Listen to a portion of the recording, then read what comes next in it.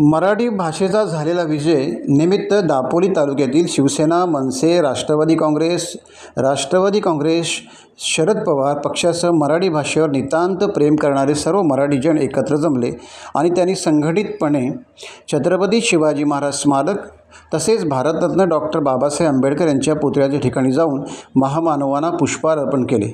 यावेळी फटाक्यांची आतषबाजी करण्यात आली तर सरकारने लादलेली हिंदी सक्ती मागे घेतल्याच्या निषेधार्थ आनंदोत्सव साजरा करत सर्वांना पेढे वाटले। शिस्तबद्ध पद्धतीने हर हर महादेव, छत्रपती शिवाजी महाराज की जय, जय जय भवानी, मराठी माणसाचा विजय असो, मराठी भाषेचा विजय असो अशा प्रकारच्या दिलेल्या घोषणा देत शहरातून मिरवणूक काढण्यात आली।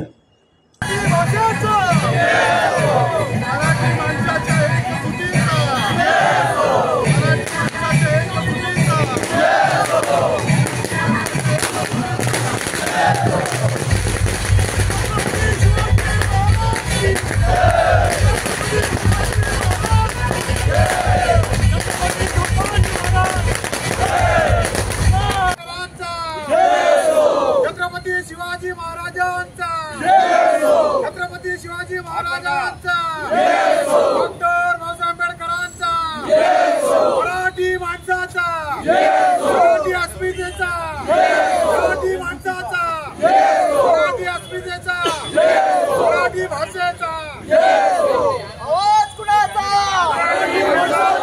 आवाज कुणाचा। जय भवानी, जय शिवाजी, महाराष्ट्राच्या मराठी भाषेचा जय हो। छत्रपती संभाजी महाराज की जय, जय भवानी, जय शिवाजी, हर हर। हा प्रत्येक मराठी माणसाच्या आयुष्यातला एक आनंदाचा दिवस, कारण कित्येक दिवस कित्येक वर्ष या ठिकाणी मराठी माणसाच्या या ठिकाणी अस्तित्वावरती आणि मराठी माणसाच्या भाषेवरती या ठिकाणी आक्रमण होण्याचा प्रयत्न या ठिकाणी महाराष्ट्र शासनाच्या वतीने आजपर्यंत करण्यात आला। अनेक दिवस हा अन्याय हा मराठी माणूस सहन करत होता। गेल्या काही महिन्यांमध्येच या ठिकाणी हिंदी भाषेच्या सक्तीच्या माध्यमातून मराठी भाषेचं आणि त्याच्या माध्यमातून मराठी माणसाचं खच्चीकरण करण्याचं काम महाराष्ट्र शासनाने केलं।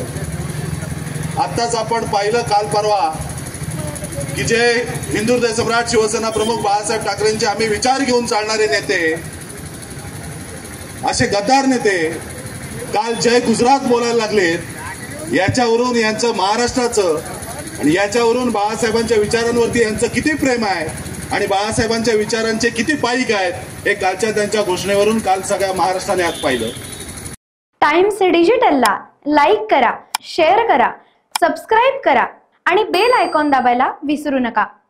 Times digital.